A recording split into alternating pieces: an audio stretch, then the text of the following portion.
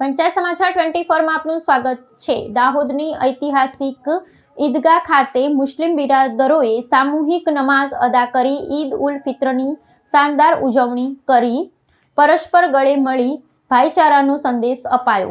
દાહોદ શહેરની ઐતિહાસિક ઈદગાહ ખાતે પવિત્ર ઈદ ઉલ ફિત્રના પાવન અવસરે વિશાળ સંખ્યામાં મુસ્લિમ બિરાદરોએ એકત્રિત થઈ સામૂહિક નમાઝ અદા કરી હતી। વહેલી સવારથી જ ઈદગાહ પરિસરમાં લોકોની ભારે ભીડ ઉમટી પડી હતી, જેના પગલે સમગ્ર વિસ્તારમાં ભક્તિભાવ અને હર્ષોલ્લાસનું વાતાવરણ છવાઈ ગયું હતું।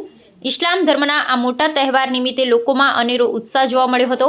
ધાર્મિક વિધિ અને નમાઝ સંપન્ન થયા બાદ ઉપસ્થિત તમામ મુસ્લિમ બિરાદરોએ પરસ્પર ગળે મળી અને એકબીજાને ઈદની હાર્દિક મુબારકબાદી પાઠવી હતી। આ વિશેષ પ્રસંગે ધર્મગુરુઓ દ્વારા દેશ અને રાજ્યમાં કાયમી શાંતિ, ભાઈચારો, કોમી એકતા અને સર્વાંગી સમૃદ્ધિ જળવાઈ રહે તે માટે સર્વશક્તિમાનના દરબારમાં ખાસ બંદગી દુઆ પણ કરવામાં આવી હતી। સમાજના દરેક વર્ગમાં આ તહેવાર પરસ્પર પ્રેમ અને સદભાવનાનો ઉત્તમ સંદેશ પૂરો પાડે છે। આ મોટા ધાર્મિક આયોજનને અનુલક્ષીને સ્થાનિક વહીવટીતંત્ર અને પોલીસ વિભાગ દ્વારા ચુસ્ત સુરક્ષા વ્યવસ્થા ગોઠવવામાં આવી હતી। નમાઝ માટે આવતા શ્રદ્ધાળુઓને કોઈ અગવડ ન પડે અને માર્ગો પર વાહન વ્યવહાર સરળતાથી ચાલુ રહે તે હેતુથી માર્ગ નિયમનનું પણ સુદૃઢ આયોજન કરવામાં આવ્યું હતું। પ્રશાસનની આ આગોતરી કામગીરીના પરિણામે સમગ્ર કાર્યક્રમ કોઈપણ પ્રકારની અડચણ વિના શાંતિપૂર્ણ માહોલમાં સંપન્ન થયો હતો।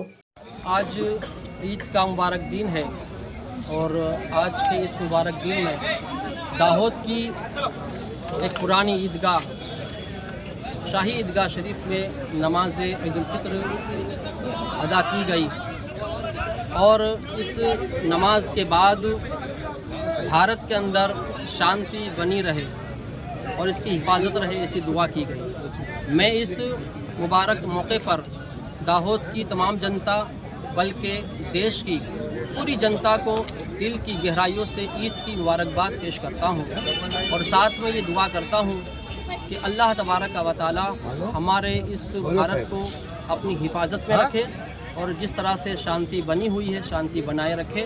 अल्लाह तबारक व तआला हम तमाम को आपस में मोहब्बत अता फरमाए। अस्सलाम वालेकुम।